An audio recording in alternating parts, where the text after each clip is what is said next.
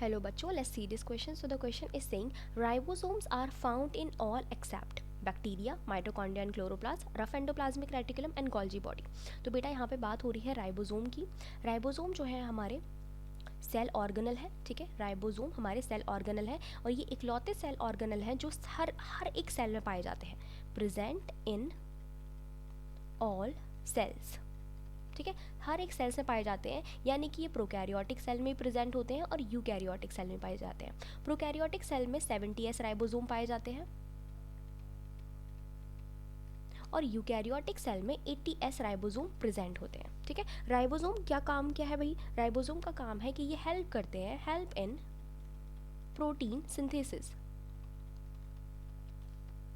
तो ये protein synthesis में हेल्प करते हैं, ठीक है। अब मैंने आपको बताया कि यूकैरियोटिक सेल में प्रेजेंट है, प्रोकैरियोटिक सेल में भी प्रेजेंट है, ठीक है। तो प्रोकैरियोटिक सेल में अगर प्रेजेंट है, 70s प्रेजेंट है, तो प्रोकैरियोटिक सेल का हमारे पास एग्जांपल क्या है बेटा? बैक्टीरिया। तो यहाँ तो प्रेजेंट है, तो हमारे पास बैक्टीरिया में तो पाया जाएगा, तो ये तो बिल्कुल राइट है, इसमें तो प्रेजेंट है। माइटोकॉन्ड्रिया एंड क्लोरोप्लास्ट, तो बेटा mitochondria and chloroplast both are cell organelle, ठीक है। ये क्या होते हैं? सेल ऑर्गेनल होते हैं। माइटोकॉन्ड्रिया एंड क्लोरोप्लास्ट की खास बात ये है, ठीक है, क्योंकि ये बने हैं हमारे प्रोकैरियोटिक सेल से। जब प्रोकैरियोटिक का सेल का ये कह लीजिए एक तरीके से एसोसिएशन हुआ यूकैरियोटिक सेल के साथ, तो उसके अंदर प्रोकैरियोटिक सेल ने बेसिकली जो है यूकैरियोटिक सेल ने प्रोकैरियोटिक सेल को एक तरीके से फैगोसाइटोसिस खा लिया, ठीक है। और अंदर की तरफ जो प्रोकैरियोटिक सेल आई, उससे क्या बने? उससे सेल ऑर्गेनल बने, लाइक माइटोकॉन्ड्रिया एंड क्लोरोप्लास्ट, ठीक है। तो माइटोकॉन्ड्रिया एंड क्लोरोप्लास्ट के पास भी क्या प्रेजेंट होता है? इनका अपना खुद का डीएनए होता है, ठीक है। इनका अपने पास खुद का डीएनए पाया जाता है और इनका अपना खुद का ही राइबोसोम होता है। इनके अपने खुद के ही राइबोसोम होते हैं, जो कौन से होते हैं? 70s टाइप के होते हैं। या कि इन्हीं की ये, क्योंकि ये प्रोकैरियोटिक सेल से बने हैं माइटोकॉन्ड्रिया एंड क्लोरोप्लास्ट, तो इनके पास 70s राइबोसोम पाए जाते हैं। उनका डीएनए भी कैसा होता है?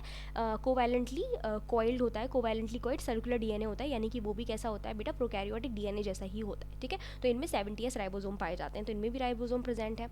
रफ एंडोप्लाज्मिक रेटिकुलम में भी राइबोसोम पाए जाते हैं। न्यूक्लियस से लगा हुआ एक स्ट्रक्चर पाया जाता है which is known as rough endoplasmic reticulum, ठीक है। ये हमने स्ट्रक्चर बना देते हैं, ट्यूबुलर स्ट्रक्चर होता है, ट्यूब्यूल्स का, लैमेलीज का बना हुआ होता है। इनके ऊपर इस तरीके से रखे हुए रफ राइबोसोम पाए जाते हैं और यहीं पर ही राइबोसोम की वजह से यहाँ पर क्या होती है? प्रोटीन की सिंथेसिस होती है। तो दिस इज राइबोसोम।